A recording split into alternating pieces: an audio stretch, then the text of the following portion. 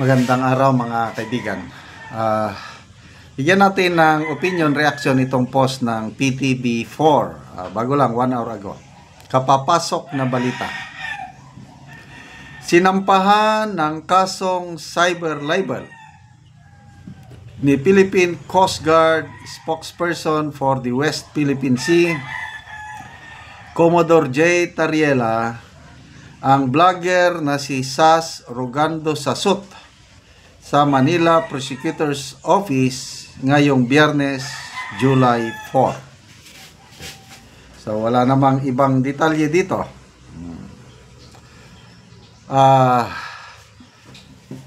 Marami ng kasong naisampa kay Sas Sasut. Ang matandaanan ko lang, cyber libel din ata ang ikinaso ni Professor Cielo Magno sa kanya. I think early this year o last year.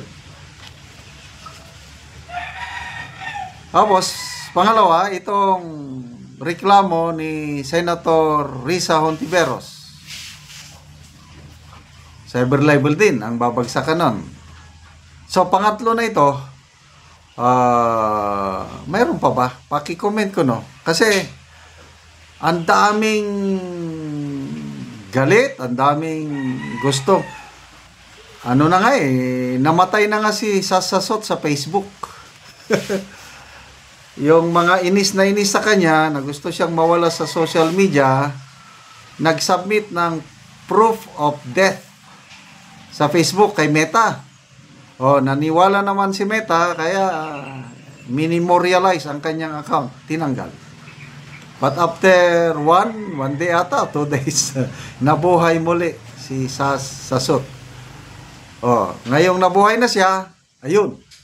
Una, kinasuhan ni Senator Risa. Ito na ngayon. PCG Commodore J. Tariela. I don't know kung anong grounds ni PCG Commodore Tariela, but ang alam ko noon, matagal na silang nagbabangayan sa salita dahil nga sa West Philippine Sea. Kasi iba ang marunong itong si Sas Talagang pinag-aralan niya yung, di ba, about diplomacy ang kanya, foreign relations. Malalim ang kanyang kaalaman pagdating sa South China Sea or West Philippine Sea, geopolitics. Kaya sa nababasa kong mga post, parang dehado si Commodore J. Tariela pagdating sa usapin sa West Philippine Sea. Kaya ito na siguro ngayon, kinasuhan siya. So, ang tanong, nasa China man ngayon siya, no? Nasa China si Sas. Beijing ba? I don't know kung kailan matatapos yung pag-aaral niya ng doctorate. Uuwi pa ba dito? Uuwi pa dito sa Pilipinas si Sas? Bago mag-eleksyon noong 2022, naririnig ko na yung Sas. Sino kayo itong Sas? Alam ko lang, nung una, yun, transgender, galing sa pobreng pamilya, nagsumikap, napunta sa Netherlands, nag-aral, ganun lang. Tapos mamaya, bigla siyang sumikat nung in-invite siya na maging guest speaker sa isang graduation ceremony. Somewhere in Cavite ba yun? Pinatayan siya ng ilaw. Pinatayan siya ng microphone.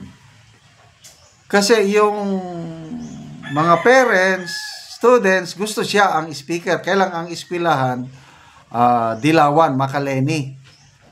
Itong si Sas, grabing Marcos loyalist nung una. Isa sa mga nabudol. Talagang ipinaglaban niya ang mga Marcos nung una. Yun. Doon ako unang tumutok kay Sas Sasut. Grabe yung kanyang mga sabi ko matalino ito. Tapos nung sa SMA na yung mga interview, mga debate, ang malalalim yung kanyang mga tanong. Sabi ko talagang marunong. Then, yan na. To make the long story short, nanalo ang Uniteam. Then, unti-unti, wala na. Nabudol na. Nakita na nila hindi magandang takbo ng administrasyong ito. Kaya, iniwalay na. Yan, sina Maharlika. Ano. So, ngayon, ito na siya. Kahit ilang beses nilang gurgurin ang iyang channel, pabalik-balik, hindi siya mawawala sa ano. Hindi siya mawawala sa social media. Sinabi niya na noon pa na paparating ang 2028, mag-ready na kayo, sabi niya sa mga DDS vloggers. Dahil talagang gusto nilang tanggalin, mawalan ng influence ang mga DDS vloggers para mawala yung advantage ni VP Sara sa social media. At ito na nga kaso kaliwat kanan. But do you think kaya nilang patahimikin si Sasu? Timing din na nandun siya sa China. Kasi kung nandito siya ngayon, delikado siya. So, habang nandun siya sa China, palagay ko, hindi na siya uwi. Yung credentials ni Sas, grabe. Pwede siyang magturo. Para siyang attorney Harry Roque. Anytime from now, huwag kayong magtaka kung si attorney Harry Roque magtrabaho na sa Netherlands bilang professor at sa isang law firm. Dahil nga sa credentials. Ganyan din si Sat. Kahit hindi na siya uwi sa Pilipinas, mabubuhay na siya sa Beijing, China dahil may ibubuga talaga itong si Sat. Kaya no worries. Kahit kaliwat kanan pang kaso nga isampa sa kanya. Yun lang. Hindi siya uwi. Dahil mabibigyan ng warrant of arrest, maipon talaga ang kanyang mga kaso dito sa Pilipinas. Magbasa tayo sa mga comments. Kenneth Brosola. Iyakin pala itong kamatis ang ilong. Romeo Robante. Itong gobyerno natin ngayon, ang hilig magsampa ng kaso, ayaw nilang tuliksain o punahin. Ganito na ba ang government officials natin ngayon? Parang wala na tayong freedom of speech. Ano ito? Silent martial law? Rinaldo Naral. Iyakin din pala, sir.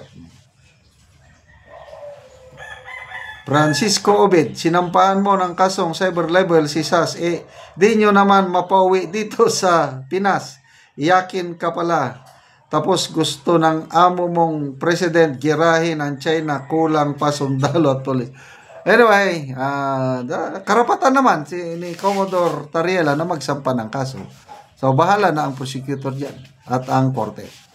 Okay, salamat mga kaibigan sa inyong pagsubaybay sa ating channel. Nakakatulong kayo ng malaki sa tribong Talandig ng Bukidnon. Dahil ang sweldo natin sa channel na ito is pantulong natin sa tribo. Namimigay tayo ngayon ng mga libreng yero at pako para makapagpatayo ng mas maayos na tahanan ang tribong Talandig. Panoorin nyo ang video na ito. So, mao niya ang balay ni Kuya. Ba na kayo. Kawayan lang ang atop. Muna niyang itay atop ni Kuya. Igaling ko.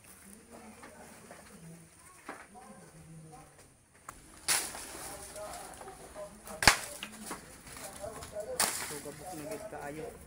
Kawayan lang. Kayo ang atop ni Kuya. Kawayan.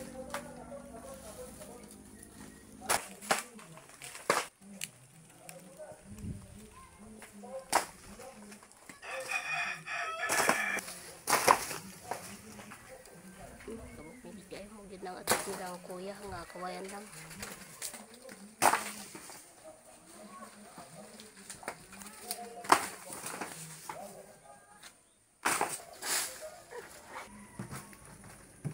Buday ko na niya.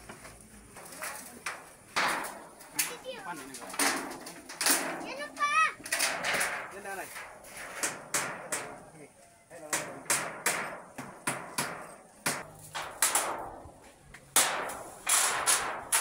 Ay, kalang ko bro. Ay nalugay apat ng tuig ora pa makalisod. Tagali mo ang tuig. Balay o katop na gyud sila og bago.